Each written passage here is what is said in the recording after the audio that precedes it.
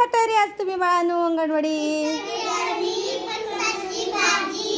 काय आहे?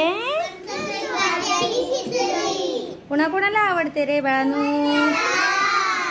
हा, कोकणात आपण काय करतो? फणसाची भाजी करतो.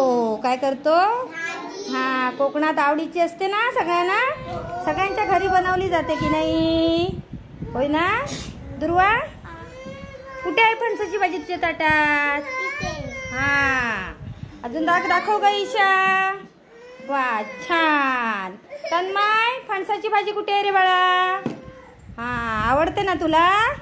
आवडते ना? व्हेरी गुड, छान. हा, करूया का सुरुवात आपण खायला? हा, कशी लागली रे चवीला? बघा बघू खाऊन कशी लागली आहे.